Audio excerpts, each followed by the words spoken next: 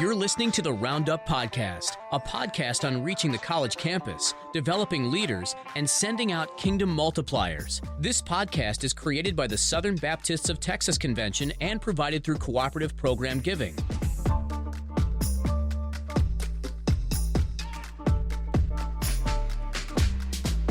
Well, howdy, friends, and welcome to the Roundup Podcast. I'm your host, Mitch Tidwell, and I have my co-host with me, Chase Abner. Our guest today is Dean Inserra. Dean, how's it going, man? Hey, going great. Thanks for having me on your podcast today. I'm glad to be with you guys. Yeah, man, we're glad to be with you. And this is our first episode, Chase, so just of the co-host duo. So thanks for being here, dude. Yeah, so happy to be on and be helping out.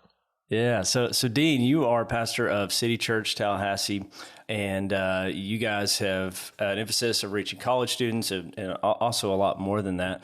But that's kind of where we want to go today. But before we jump in, man, we'd love to hear a little bit about yourself and about, man, just you personally, your family, and just kind of get to know you a little bit. Yeah, I'm pastor in my hometown. I grew up in Tallahassee, so I feel real fortunate to be able to do that. It has its own, I guess, challenges as well. I mean, there's people who will only go to the church because I'm the pastor and they know me and trust me. And there are those who will never go to the church because I'm the pastor and they didn't like me on the playground in fifth grade or something like that. That's awesome.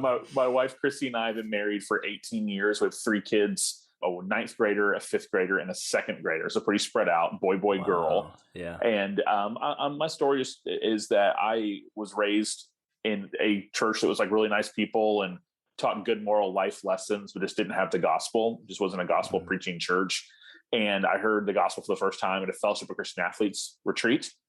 Gave my life to the Lord when I was 13 years old. And ever since then, I really, as I was growing in my faith and then developing and being discipled, through my teenagers and the college and beyond, I had a real passion for basically reaching cultural Christianity with the gospel because that was me. That's my story. If you'd asked me if I was a Christian, I would have told you yes before I came to Christ. And my reason for that was just that I was wasn't an atheist and I wasn't of another religion and I went to church and was a good person. That was kind of my rationale. And I think that's probably the most predominant religion in America right now. It's kind of that kind of mindset. So really taking the good news of Jesus to people who claim a Christianity that doesn't have much to do with Christ. I call them unsaved Christians. They claim to be Christians, but the reason is not anything about saving faith. So that's kind of what we're about. And that really fuels a lot of our city here in the South. Now we're in Florida, which is a little bit different because in Florida, you have people that have all different kind of cultures in our state. And since we're a state government town and a university town, we have a whole diverse scope of people who come to Tallahassee, but most of them would not claim to be atheists. They're just kind of maybe generic theists, or they were raised marginally Catholic from South Florida. And there's a huge, massive mission for the people who actually come to our city, just like any other college town to go to school. And it's a pretty big opportunity.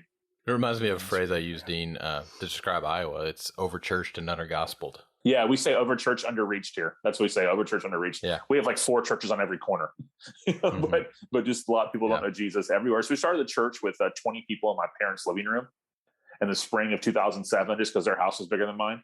And then from there, I was young. I was 26 at the time. So I just was not that far out of college. So even though we didn't actually have a college ministry, I was the pastor, but functioned almost as a college pastor without a college ministry, because everybody who came in our door first, minus a couple of families, were all students. They just basically showed up first. And then from there, as we've all gotten older and established our own midweek college ministry, a college service we have, the passion for our church has never changed of deeply caring about the university and about reaching students in our city. Tell me more about how you knew you were supposed to plant this church. So I saw, and I want to be careful how I say that because I do think there's exceptions. We don't think we're the only ones in town doing this right. There's some great churches in Tallahassee. But at the time, I saw kind of 2 extremes. The extremes would be churches that love the Bible, serious about the gospel in terms of, what it is, not watering it down, not adding to it. I mean, being really faithful to the scriptures, but really seeing the world as something to be separate from. Kind of had a figurative ironclad wall sort of around their church building, and no one knew lost people, not engaged in the community, that kind of approach. Or you had churches that were great at connecting outside, where people had lots of friends who weren't Christians and were really, I guess you could say, welcoming environments as much as you can be, preaching, any kind of Christian message. But when you got in the door, they didn't really give you much. It was just kind of this watered down kind of TED talk, sort of self-helpy. Maybe the only kind of real push or real challenge would be to be more, socially conscious, something along those lines. very little gospel, not talking about hard things. So it's like, why do you have to be one or the other? Like, why can't you be a church that loves the Bible and is really serious about the gospel and unashamed of the scriptures and serious about theology and doctrine and all those things? And because of that, you want to take it to a lost world. And you want to get outside the building and have people that see themselves as missionaries in their hometown. Not that we're the only ones who do this, but there wasn't enough. So we said, what if that was us? What if we could figure out what it looks like to reach out without selling out? And that's how really it came about. So I saw the need for, it really was a need. It wasn't, I didn't have some kind of crazy vision or, or someone spoke to me or had a dream. It was like, just saw it and was like, man, we need this in Tallahassee. And people agreed and we started it. Yeah. Well, that kind of clarity and drive for someone at 26 is not normal in my experience. So I'm just curious, like, what do you think prepared you to both see that and have the initiative to grab a hold of it? Yeah, well, I think after I came, it was probably too early this happened, but once I came to faith, I started getting opportunities to speak really early. I mean, I was preaching on Sunday mornings when I was in high school at churches as a guest speaker. Kind of why. I mean, I hope those tapes don't exist anywhere. If they do, please find them and confiscate them. But I was just, whatever reason, was viewed very early as like a Christian leader in our community, and knew if you'd asked me when I was in high school what I wanted to be when I grew up, like that kind of famous question, it wasn't going to be an astronaut or a football player. I wanted to be a pastor in my hometown.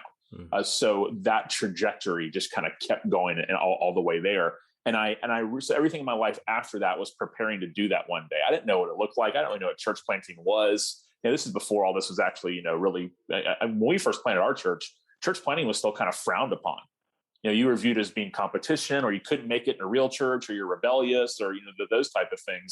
Now it's like a badge of honor to plant a church. That changed quickly. that swing. It was not like that when we first planted. This is before I would call it PKE, pre-Kevin Ezell of the North American Mission Board. It was the era where we planted. So I sat down with some friends and just sort of shared with them what I just told you all about what I saw in Tallahassee and the need. But I'm thinking like way down the road. Like, I have no context for how to plant a church. We didn't have a sending church. That didn't exist then. We didn't know any of that was. So some buddies at lunch were like, you talked about being a pastor in Tallahassee your whole life. Why not now? And I was kind of like, well, I can give you 20 reasons why not now. And they were like, let's do it. And it was just, and also I had really supportive. My wife was just really supportive. She was like, we'll figure it out. Let's go. And because I quit my job, as a youth minister to go plant a church. I didn't have some base going with me or anything like that. It was a straight up like from scratch plant. And that was a huge part of it, was my wife being on board and saying, go get it. We'll figure it out. We'll do whatever we need to do. And we did. Hey, Dean, tell us a little bit about your own personal college experience. Were you in Tallahassee? Yeah. No, I went to Liberty University. And the reason I went there was that I was public school K through 12 and really very immersed in Lost Tallahassee my whole life. And since I was raised mainline Protestant, I knew that I needed to have some serious Bible education.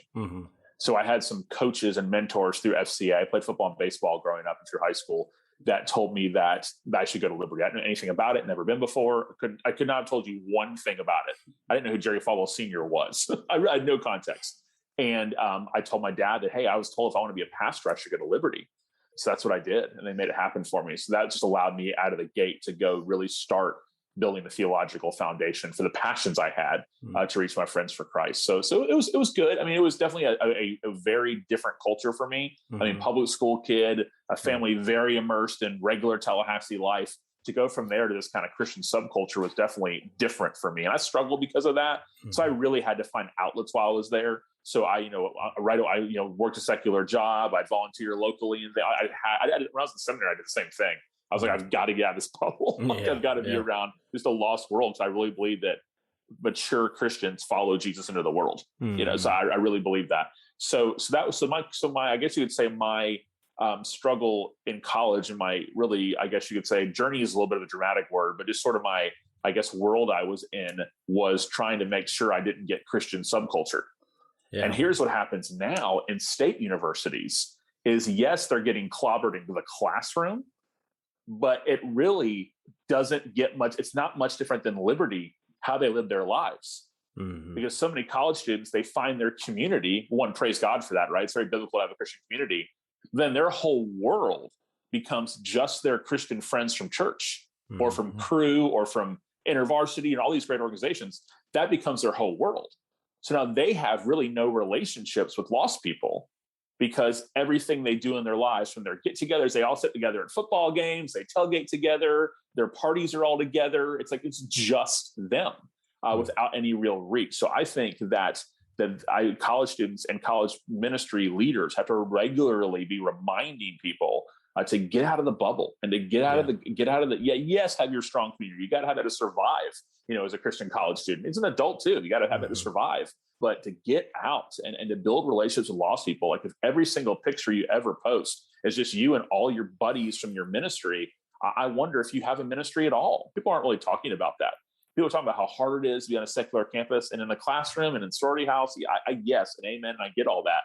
But I think one of the biggest things we're not talking about is how many Christian college students completely isolate themselves only with Christians when they're in college and have no real relationships with the outside world. Yeah, that's good, man. I want to put a pin in that and come back to that for sure. Okay. But I think it's a big issue. Yeah. And before we get into like the tactical stuff of how City Church is addressing that, I'd love to just hear an articulation of why is it important for City Church to engage students? Yeah, so it's important for City Church to engage students. One, because I do believe it's the largest mission field in our community. And we have 2 large state universities and a really large for Florida community college. I mean, there are a lot. I want to say there's 80,000 college students in Tallahassee when you combine everyone together, all the schools together. So if you want to be a faithful missionary in your hometown, how can you not pay attention to the campus? And it's easy to talk about, the future, and we need to invest in the next generation because the future church and the present church. But even before we get to all that, there's 80,000 people who live in our town right now who have come from all these different cities and different places to come to college in Tallahassee. And if we're going to believe that the harvest is plenty, but the workers are few, the harvest is plenty is the most obvious, I guess you could say, just proof ever by just driving by campus in town. So that this is a real thing. So we want to first reach students because we think that's where lost people are. And they're the most concentrated area in our community is there. And then second, because we do want to see the next generation of people, of disciples made, and of church leaders, and of people that are going to, be hopefully running City Church from an elder perspective and serving as group leaders and deacons long after I'm gone and after the founding members are gone, and our current elders are gone. So we have to make sure the church continues to reproduce ourselves for the sake of the mission. But also because the thing that drives me the most is I just see it as an absolute need in our community of the biggest mission field in Tallahassee. I mean, it really is that simple for me. Yeah. Dean, how is like the ministry to students, how's that looked over the years for you guys? Has that changed? Is it pretty similar? Definitely. No, it's changed for sure. Unintentionally, when we first started the church, I'm not exaggerating. Let's say we had about 200 people a year and a half in, and not exaggerating, I would say 160 of those were college students. And again, nothing crazy. They just walked in the door first. But what made it different was that group of students we had now, they're in their 30s, they live all over the country. But I'm so indebted to that group because they went all in local church. They were like, this is where we're going to spend our energy and our time when it comes to like our faith and Christian activities. Like we're going to be church people. And we didn't even really know that language at the time. And we believed in the local church. We were one. It wasn't we were articulating that all the time. They just got it. It was just this unique thing. And they would all roll in with people on their arms, I mean, figuratively. And they would roll in with friends. Like they brought people. They wanted people they loved their church. They wanted people to see their church. So that's how it was. And then so we didn't have any kind of really college ministry because that was the church. And we would do things for them to get them together. We do a thing called college dinners, and we would have them in groups and Bible studies, things such as that. But what really was hurting us early on in terms of going forward with the community was we would have families walk in who afterwards would say, man, we love the service. Everybody was so friendly. We love the music and the preaching, and we just feel too old. It was kind of the attitude of, man, there's just all these college students here. So what started changing was when we took family ministry a little more seriously and got our kids ministry, actually invested in and put the resources into it we needed to. But we started having families that walked in, and instead of going, oh gosh, look at all these college students, they started going, wow, look at all these college students. And it excited them. And to this day, we have people in our church who are in their 60s and 70s. So one of the reasons they tell you they come to our church, they'll tell you they think the music's too loud, those type of things. They come because they see students and they want to invest their lives in that. So over time, we started getting older, and that original college group was gone, and they were sent all around the country. They all moved out. A lot of them moved out of Tallahassee. And I think we just sort of started taking for granted that college students were just going to come because we were City Church. Mm-hmm. And that's where college students went. And since then, a ton of little church plants popped up and they're reaching college students, all these kind of things. So we were just kind of like, we got to kind of rethink how we view college ministry. Yeah, we still have college ministry. We still have college students coming, but are they as connected as they used to be? And they were our main kids ministry base. They were our youth ministry volunteers. They were our greeters. So I actually was invited to go out to Ames, Iowa, and to go to the Salt Company at Cornerstone Church. Yeah. And I walked in there and I was kind of froze. And I was sort of shocked because it felt like this older version of us. And by older, I mean like more established, been a church longer, that type of idea. I mean, they talked like us, believed like us, approached ministry like us. And I went to that college service and saw, and they're not right on campus either. Like Ames, I wasn't very that big, but it's still a good, 10 minute plus drive, from campus to the church. It's not like they're in the middle of the student union, and so like our church is probably 10, 12 minutes from Florida State's campus. So they had this midweek or this Thursday night service, I think it was Thursday night, college ministry service that would fill their sanctuary. Now I'm sitting there going, we need to do this. Why would we not do this? That's how our church kind of used to feel with college students. And as we've really, and again, I'm not trying to just reach campus. We're trying to reach Tallahassee.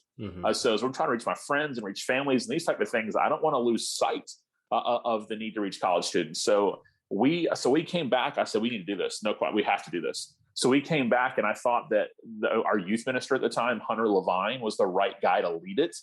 So I sat him down and I said, here's the deal. I said, we're going to start a midweek college ministry. And here's, I'm going to trust you and the leadership that's around you to figure out exactly what it's going to look like. But it needs to happen. And we need to funnel students from that into the life of our local church. And I'm going to do whatever it takes. And our elders are on board, whatever it takes to help you make this happen and to lead this. Like resources, time, facility, whatever you need, we're going to make it work. I just needed that jolt. We just kind of needed that reality of, I think maybe a little bit of denial and really, I don't know if it's pride or just ignorance, where we really thought that, we're just going to reach college students naturally because we're the church that they go to. Well, then you have a generation gone that doesn't know that this is where you're supposed to go as a college student, apparently in Tallahassee. And then we started the midweek college ministry, and it didn't take long before it took off and started building leaders. And you walk into our church on a Sunday morning right now and you see college students serving, you see them everywhere. And where they funnel out of is, we call it City Church U, like university, City Church U on Tuesday nights at 8:00. And it's really something to see and really exciting. A full staff's been built out of it and it's been really great. But the journey, to answer the original question, the journey went from reaching college students just naturally to then growing as a church and the rest of the community, us as a staff and elders, everyone else getting older, taking for granted we were going to reach college students, still reach some, but nowhere near what we could, to now going, no, we're going to have a college ministry that is like fully devoted to campus, and seeing the Lord do it. It's been neat. So we're definitely hearing you exalt the benefits of having a focus on reaching university students, discipling them, mobilizing them, involving them in the life of your local church. So I just wondered, Dean, what, if anything, do you feel like it's cost City Church to keep that priority?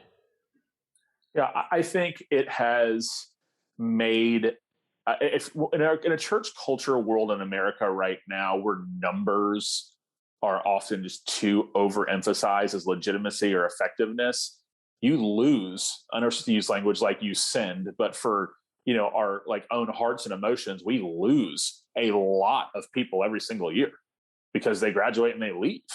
So you almost have to replenish it every year. So that can be just really tricky. Yeah. It's like you have to kind of start over, with a new group of freshmen every year, and you're going to lose your top children's volunteers, your youth volunteers. So you have students who have, been mentored by a college student for 3 years. Then all of a sudden they move, just like that. And that can be emotionally costly. That can be hard. But we had the mindset truly, and not just like church or preacher talk, like really had the mindset that we're equipping these students to send them out into the world once they leave here. Then it really kind of changes the game and changes the conversation. And for us, though, I think sometimes I'm kind of living in just too easy of a world when it comes to this. Like our church just embraces it. Like we never get any pushback. If there was pushback, it would be if we didn't have college students. So they use the sanctuary. They have, there's no tension or anything along those lines because they're such a big deal. If anything, I almost have to make sure the other ministry leaders don't feel neglected. Like that, we did the youth ministry and the children's ministry and the small groups ministry doesn't feel like the only people that matter is the college ministry. We don't think that at all, but it's easy when everything's like college, they get the big crowd and all the things that come with that. It's easy for that to happen. So that might be kind of something I have to keep my eyes regularly to answer the question. That could be it. Maybe is that other ministries don't feel sometimes as prioritized, even though they are, just looks different because of the kind of big boom that is the college ministry and all that. And also people get more excited about that. Like for whatever reason, when it comes to church members, I think it's maybe a national thing. People get more just pumped up about things happening with college students. So I don't know what it is, but just it's that, So, I mean, I would love for our folks to get just as excited about our vacation Bible school as they do our college ministry, but it's just sometimes just hard to create that, and it's, the both matter to me equally, truly. But it's hard to create that sometimes. So that's sort of what is a challenge there. Yeah. So listeners, many know that I served on staff with Salt Company and I'm still a part of Cornerstone Church here in Ames. And certainly that tension of, a very gifted student who maybe the youth pastor would love to have discipling freshmen and sophomores in high school. And then the college ministry staff saying like, but we want to turn him loose on campus to reach his peers. And just that, where is the greatest kingdom and missiological benefit for this student in this unique time? And that does create the tension, of course. So it somewhat reassures me to know that you guys are wrestling with some of that too. So. Oh yeah. And if you can find someone who does both, who can find the margin to be an effective student ministry volunteer with middle school and high school students, yet also be fully engaged on campus, then you're rocking. But that brings us back to that point you were making earlier about students can end up in this bubble, even on a state university campus, especially with larger ministries. And I think that's endemic for church-based ministries, parachurch. It doesn't matter. Any of the models can create that. So if a student's serving in youth ministry at their church and they're like serving as a leader in the college ministry, like they end up spending a good chunk of their week in meetings, trainings, whatever, related to church stuff. And so how are you guys addressing that issue? How are you helping your students not be stuck in the bubble? Well, for that example, you would give like a youth person volunteering youth, we just wouldn't put a lot on their plate. We just kind of like be here on Wednesday and just invest in these kids, lead a good Bible study, that type of deal. But what we're doing is we have to talk about it a lot. Like, so example, when the fall semester starts, which is coming up right now, we get all of our student leaders together and they do basically a 2-day retreat before classes kick off. And that's anything from just basic training to some theology to vision casting from the college ministry. They even talk about things like time management and everything you think of is covered in those 2 days. Well, they had me come in and speak to them at some point during the weekend. And my talk to them is going to be about the bubble. So I just think you have to, I just don't hear a lot of guys talking about that. Maybe they just don't realize it's really a thing. But the amount of Christian college students who have no engagement with the lost world, even though they go to the most lost secular place on the planet, which is the state university campus, it's really interesting how that's happened over time. Like this great thing being community and involvement in your local church or your campus ministry, all of a sudden becomes the barrier to you being part of the lost world, because everything you ever do is, and I'm not even talking about church activities. I think it's socially is more of what it is. Socially, it's all they know. It's their entire world. And I think it starts for some people as almost like a safe haven.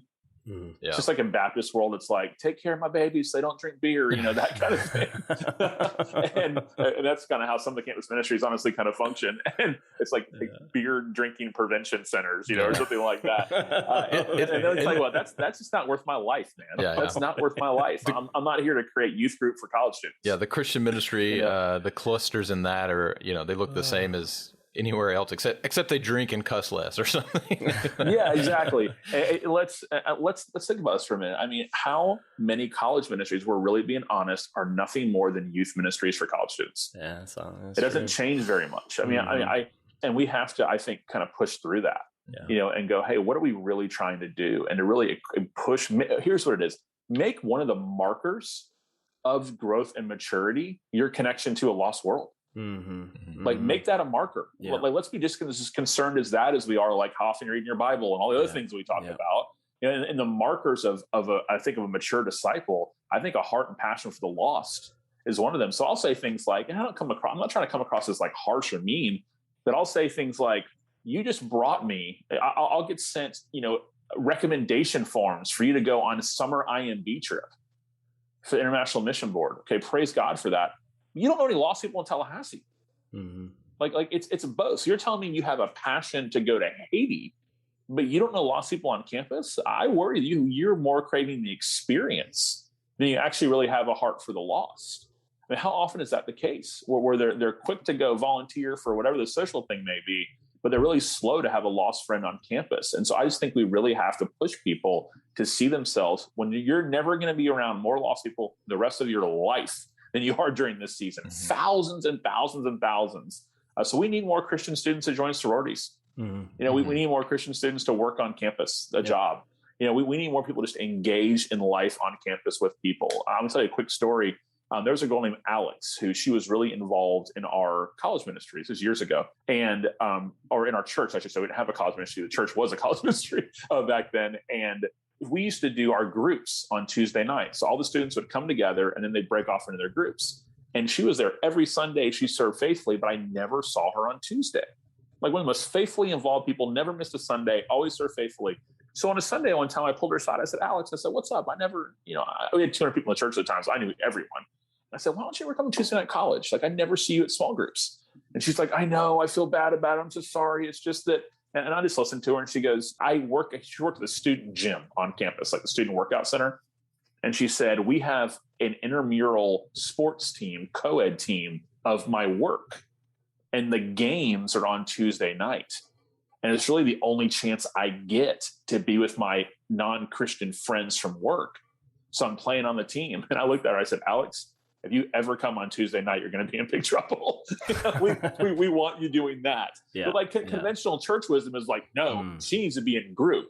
Would I love for Alex to be in group? Of course I would have. Yeah. But the fact that a student is telling me the reason she's not coming is because this is the one night she gets to be with her lost friends for the Tuesday night schedule for intramural sports, that's a win. Mm-hmm. That's a huge win. And we want to make sure, of course, she is getting Bible study and she's getting a chance to be in the Word, and she was. But that kind of stuff is what we want to see happen from our college students. Yeah, that's good. And our adults too, for everyone in our church. Yeah, absolutely. That's good. Hey, Dean, you mentioned something about, and I feel like I see this a lot even here in Texas, and not just Texas, but across the United States, as far as this kind of youth ministry, like this college ministry that kind of fills and fleshes out like a youth ministry. Can you kind of help paint a picture of how you would kind of define that? Because I think there's a lot of folks that are running that play because that's what they've seen. And what do you think how do you think that should look, that college ministry, how it differentiates from youth ministry? Yeah, and to me, a healthy youth ministry also is engaging a lost campus as well. So I hope that those are just big markers for us, what we want to see. And by that, I don't mean the youth pastor, I mean the students. Yeah, have lost friends, they're investing their life, bringing to church, those kind of things. But how often, though, is really how it functions is more of just like an alternative from the world, a kind of a safe place to keep your church members' kids entertained, happy. And a lot of college ministries feel like they exist to help you make friends, find your wife, and not drink beer. Rather than being like the mission arm. And from the campus. And so also they don't think about what lost people. I don't think we should ever water down the message. We don't plan services around what a lost person's going to like. I'm not for any of that. But how many college ministries still do things like messy games?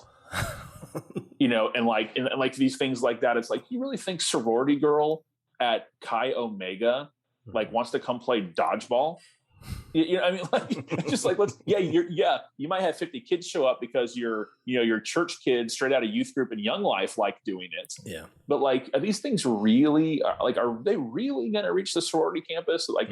Is your baseball team on campus really coming to messy games night? Or let's just think through those things. It's how we program, how we approach ministry, and to stop treating 20-year-olds like they're 14. Yeah. Good and the rest for centuries, 20-year-olds were fathers, soldiers, ran farms. And now we call them kids. It's true.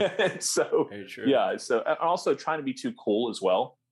Just trying to be this kind of edgy thing as an adult, where you're trying to, be this like, I don't know, Mr. Fashion-y kind of guy. And it's like, people see through that kind of stuff. Like, we don't need you to be goofy college pastor. Yeah. And we don't need you to be the guy at summer camp. We don't need you to be that guy. We need you to be someone who actually can walk and mentor and take things seriously, not take yourself seriously, but take God seriously, take mission seriously. So I think a lot of college ministers need to not see themselves as like the fun guy at camp and more see someone who's really leading a movement and trying to invest in people. Well, Dean, let me jump in here real quick. You talked about, you don't want to see that college leader be like, I don't know, you mentioned something about fashion, but I know that, for you, I mean, for a lot of people, leadership is about integrity, it's about character, but for you, it really kind of hones down in on the shoe game. So can you kind of speak into a little bit of that and shoes and leadership?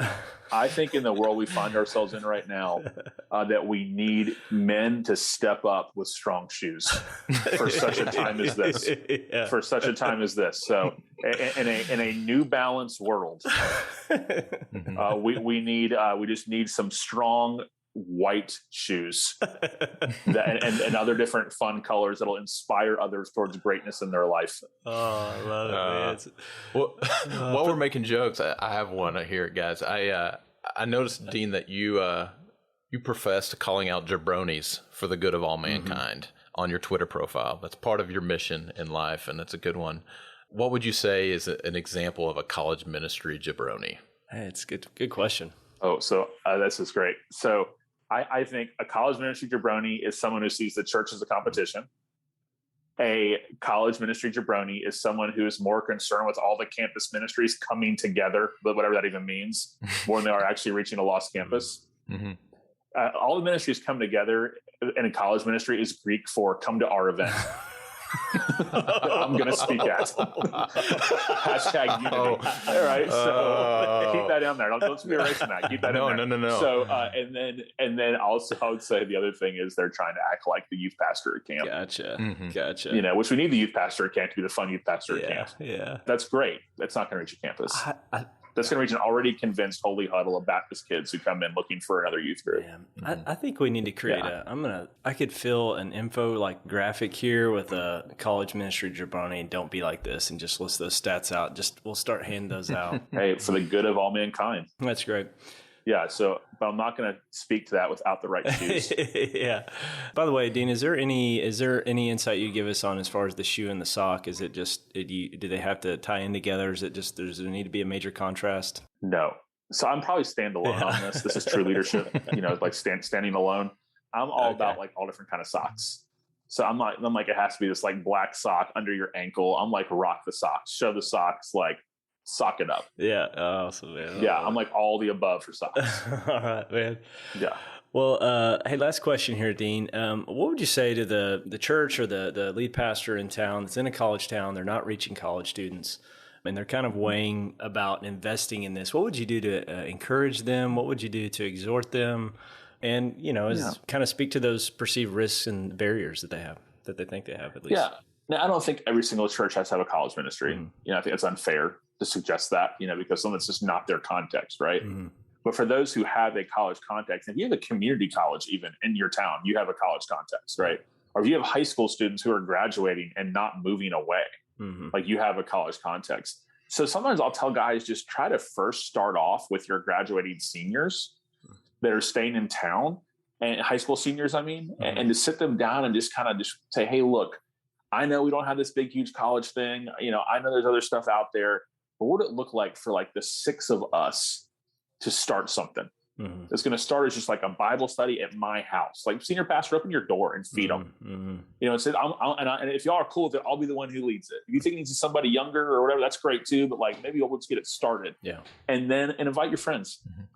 Like, invite your friends from class, and then we'll just kind of go from there. I'm not trying to oversimplify it, but like from going from 0 to something, I think that's where it can start. Is the lead pastor, pastor's family. Really going, hey, we're going to really care about this, because the youth pastor doing youth and college, a lot of churches, that's their reality. And guys really work hard, do the best they can.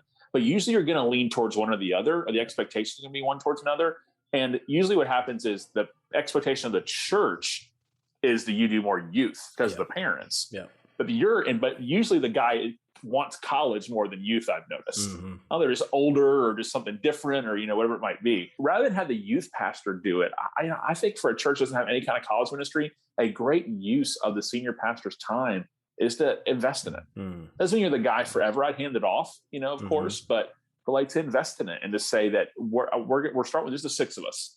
And it's just going to be, at my house, we're going to do dinner once a week on Sunday night, just name the night, that works for everybody. And I'm just asking us to give it a shot. Let's just do this. And when I hear people doing that kind of stuff, it always happens. People love it, and it becomes like a real deal. And then from there, hopefully we'll have to replace ourselves soon because you're going to bring friends and then we'll move it to your apartment, and then I'll walk away and give you whatever you need, and then from there, who knows, that first group, that first freshman that came and helped you get started might be the college minister, in 4 years when he graduates. So I'm not trying to oversimplify. I'm not trying to paint some kind of like fantasy scenario. I've seen that happen when guys have taken that step and take it seriously. And I think it's a great way. We have college students every Sunday night in our home. Every Sunday night. When I say every, I mean like 40 something Sundays a year. Well, I pastor a large church, a lot of different people. We're busy. Yes, Sunday's hard, but every Sunday night, by that I mean it's about 40-ish Sundays a year. There's college students all over our house. Usually leaders, people we want to invest in, connect with, and they become like part of our family. So they know me as a senior pastor. Not a million of them, but they'll be nice. There's 20 college students here. They'll be nice. There's 6 or 7, on a Sunday night, and it's just become an awesome thing for our family and for us as a church. Yeah, that's great, man. Mitch, let's pull out what we heard in that answer because there was so much gold in that. I heard for those pastors, they don't have to be cool. They just have to be available, open their home. Totally. Nothing flashy. I heard, well, of course, intentionality, making it a point, being direct about it with those who would be serving and be served by the ministry. I heard that you never get too big to do it yourself. No, so Dean's definitely pastoring not. a large church, has many, many things that could get his time and attention, but he guards time for himself to have direct relationship with students, which is so key because leaders people aren't going to go where you don't go yourself. And I just admire that and appreciate how you do that, Dean. Thanks. Yeah, it matters to us. It's a big deal. It's a big part of our lives, a big part of our family, and a big part of our church. So we're going to try to lead out on that. Yeah, that's good. Dean, thanks so much for being on today, man. This was really great conversation and just insight, I think, from a lead pastor's perspective on the richness of college ministry, the how strategic it is. And in some ways, every ministry is going to be hard. But, as you said here at the end, if you'll just seed some of those relationships and just begin that, college ministry can actually grow fairly quickly when you just begin that just kind of rich, just community in your home over a meal, just getting to know them. It's surprisingly how quick that will grow. So thanks for being here today, Dean. We appreciate you, man. Oh yeah, glad to be with you guys. Thanks for what you're doing and the time you put into this to help college ministries around the world, or around the country, and maybe the world. So that's great. Thank y'all. You got it. Hey, Dean, real quick before we go, why don't you talked a little bit about your book? Would you just kind of share a little bit about that for some of our listeners that may not be aware? Yeah, sure. My original book in 2019 was called The Unsaved Christian. And it's on reaching cultural Christianity with the gospel. It's from Moody. And I had a book come out in this past May of 2021 called Getting Over Yourself. It's also with Moody, and it's looking at a very encouraging title there. But it's looking at what I call the new prosperity gospel. It's big, actually has really infiltrated college life, across America. That kind of Instagramification of the faith where it's like, you be the best you, live your best life, find your destiny, that kind of messaging. And it's really, I think, causing a discipleship crisis that a lot of people are unaware of in terms of what pastors people are listening to, who they're drawn to. So it's not just a critical book. It shows what this is and helps you understand what's happening, but also gives solutions about how what God has for us is actually way much better than anything the new prosperity gospel has to offer. So that's for people to pick it up. You can get it anywhere. Awesome. Well, thanks. Well, Dean, appreciate you, man. And we'll be in touch. We'd love to have you on the podcast again. Anytime. Yeah. Cool to be with you guys. Thank you. All right, man. See you, dude. Friends, thanks for joining us today on the Roundup Podcast. Something I want to let you know about before you go is October 12th through the 14th, we are going to be hosting Sin Summit, and that is in partnership with the Redeemer Church in Lubbock, Texas. This is a collegiate church planting event, so if you're a church that is desiring to become a collegiate church planting church, if you're someone who wants to plant a collegiate church planting church, or if you want to be a part of one of those teams, this is an excellent event for you to be a part of. We'd love to have you there. We'll have the Redeemer crew. We have Resonate Church with Keith Weezer, and those folks will be down as we discuss what does it take to do that? What are the practical things you need to know? And then also want to put you into a community that you can begin to discuss that with, to figure out, hey, is this where the Lord is leading me? So don't forget that. It's Sin Summit, October 12th through the 14th. You can find out more information at sinsummit.org. All right.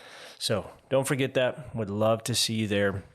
It is a completely free event. So yeah, definitely love to see you there. And also, hey, don't forget to like, to subscribe to our podcast on Apple or Spotify. Review us. We'd love to hear back from you, and keep up to date with us at SBTC Collegiate. You can find us on Facebook, Instagram, or Twitter. So follow us there. And then our Facebook group, the Roundup Network, you can join in a conversation with hundreds of leaders there. So we'd love to see you there too. But thanks for joining us today, and we will see you next time.